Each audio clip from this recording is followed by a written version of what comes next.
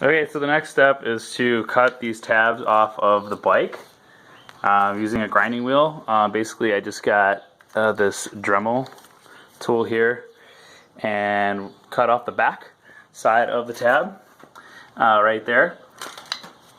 And once I cut that off, should be able to bang it right off, which I'm about to do right now. Boom. So after cutting it, now the tab is clear on both sides, so you just got the smooth pipe. And what I need to do is, if you can see here, is sand down a little bit more of the metal on this side. And there's like a little bit of rust on there, so gotta sand that off. Sand the rest of this weld bracket off here to give it the smooth look that we need to make it look nice and clean. But now you can see straight through the nice round hoops of the frame, make it look really clean. Okay, so here's the frame, all prepped and ready for painting. I took some time to get it ready here. First, what I did is I taped off all of the areas that I didn't want to get paint and the undercoating on. Got the original label here that says 1980 Honda CM, so that was cool. I wanted to keep that.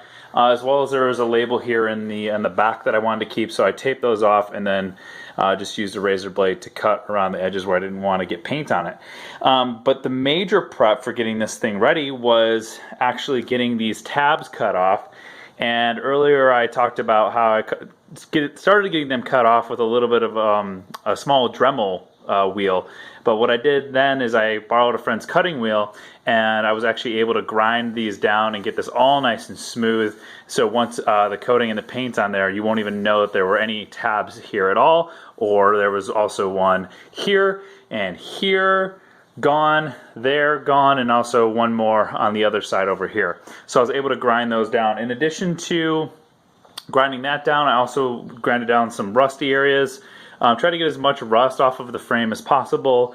Just took a little bit here on some of these edges to try to grind some of that down here as well.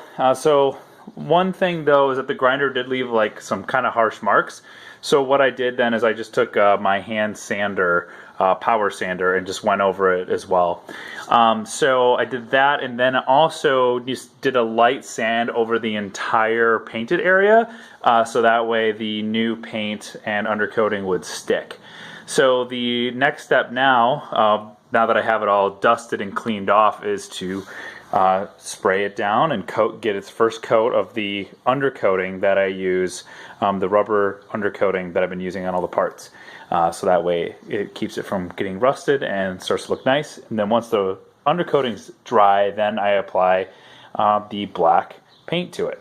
So that is the next part of the painting.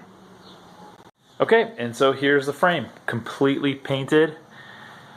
First what I did is I started with that undercoating and then just did a couple coats of the satin black. It looks great, turned out perfect. Hopefully that'll prevent some of the rust from getting through. Obviously no paint job is ever perfect, especially when you're rattle canning something. And eventually there will probably be some rust, but for now looks great. You can barely even tell right here where I did that cutting with the cutting wheel. I mean, there's a couple little bumps and rough spots, but otherwise it looks phenomenal, and it's ready to get put back together. So pretty excited about it. Painting is done.